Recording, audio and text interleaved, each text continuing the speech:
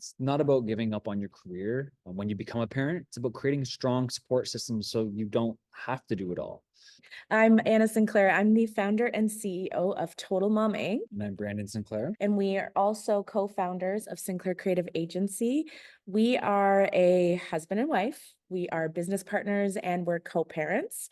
And we've been working together for how many years now, would you say? Too many. Not too many, like actually how many years? 10.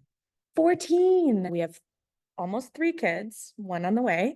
And today we are joining this session to answer all of your questions. And we're so excited to tackle everything from mindset to how to work with your partner. Okay, let's get straight into it right now. For me personally, gender roles are something that like over time, I kind of just stopped buying into. The teamwork that we do is smart. I feel like at home, Brandon, he takes on a lot more of those duties, and it's evolved from helping out a little bit to like taking it on a lot. We don't spend our time doing things that we're expected to do. We spend our time doing the things that we know are going to contribute. And so it's all about the overall success of a family unit. Yeah, absolutely. And it's really about teamwork and communication. I like to focus on where I can best contribute, like right now, versus like what I think I should be doing or could be doing. Sometimes this could mean holding down the house and family late at night, Yeah. or earlier in the morning, Most or mornings. and sometimes it's work. If so a project doesn't fall through, having to stay up late at night. I find the key is to have a positive attitude because when you can respect and appreciate your contribution to your life and your family, the effects positively ripple through the whole household. It can really be felt. And it's Yeah. important to stay focused on the ultimate goal, which is being happy and expressing love for your family unit.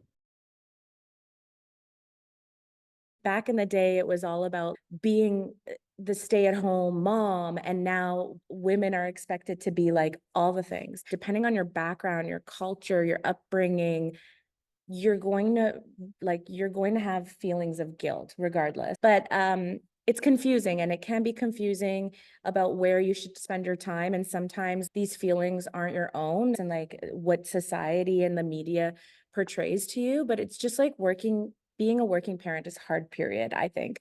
And at the end of the day, what I will say is parenting is only hard for good parents. And like that's the growth piece, is like parenting or working is going to help you develop as a person and help you grow. I think it's not about looking for balance, it's about looking for alignment. It's going to be hard, but I believe that it being hard can be a good thing.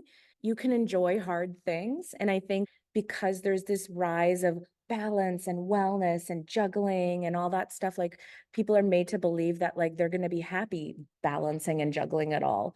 But the reality is you're going to have ups and downs. You're going to be sad. You're going to be happy. You're going to be frustrated. You're going to be angry. You're going to be all those things. As long as you let go of the expectation of that it can be balanced, I think you can be present with whatever that moment is. Yeah, I totally agree. It's not about balancing two opposing sides, but integrating them in a way that feels natural and fulfilling. Mhm. I do agree that when I'm with the kids, I'm fully with the kids, I'm present. And also when I'm at work, I have to wholeheartedly be engaged in my project, because guilt is not our friend. Nope. And I feel like the topic of balance always leads to, health and wellness. And it makes sense. You have to fill your cup or you cannot be good to yourself or your kids, but really it's about that harmony.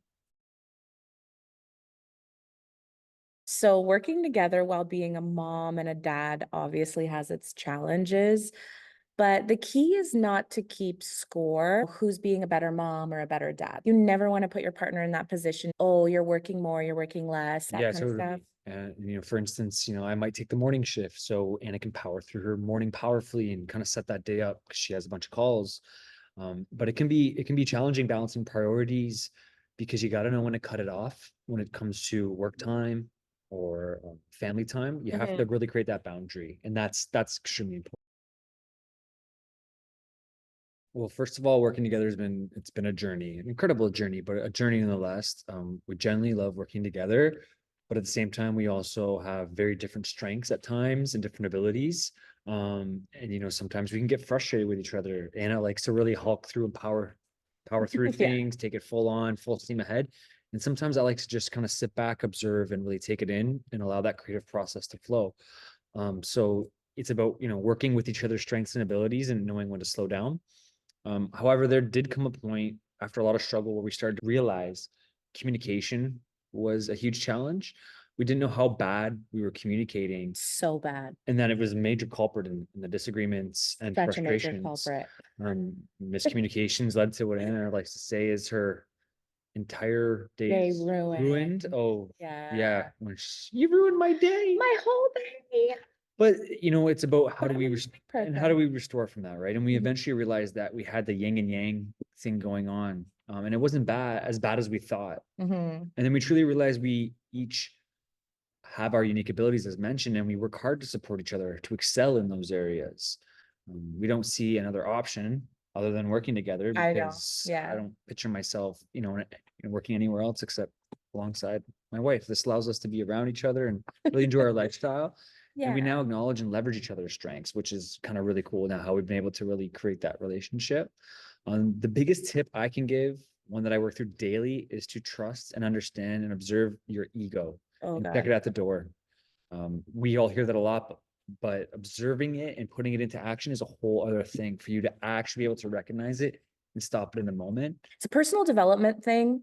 I think working as a couple is one of the hardest things in the world. If you're willing to work on yourself and grow and work on your personal development, it will reflect in your work style and work ethic, as well as like just in general in life. When you're working with your partner and you have kids, you get transactional. You know what I mean? Like you're transactional in the morning, you're transactional at work, and then all of a sudden, not going on a date night, you're not having dinner, your marriage kind of suffers, right? And Yeah, so like calendar invites to remind me that about date night. Oh, Yeah, it's like- exactly.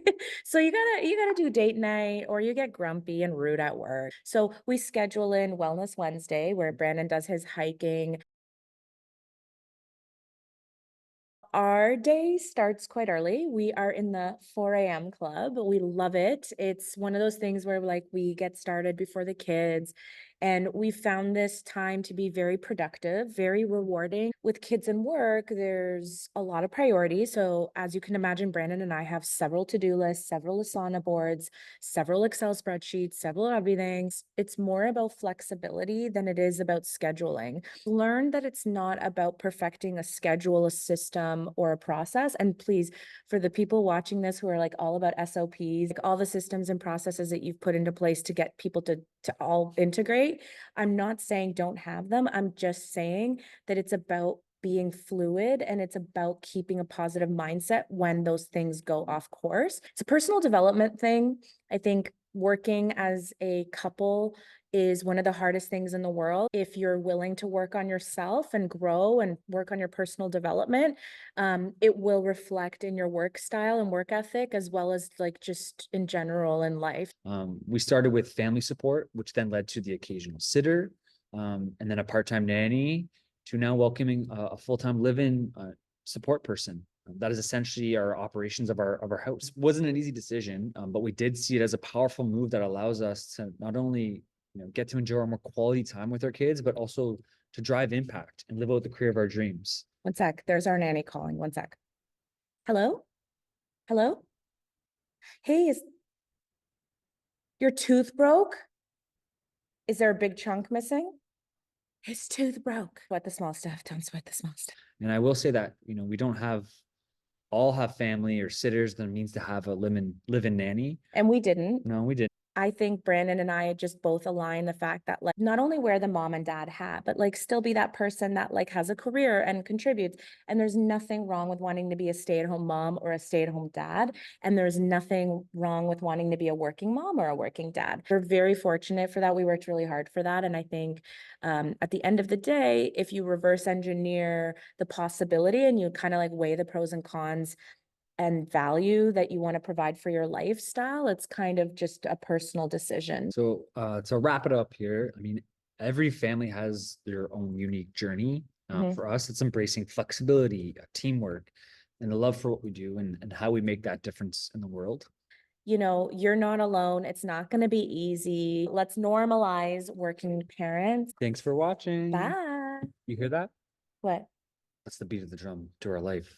No, that's so cheesy. No, no.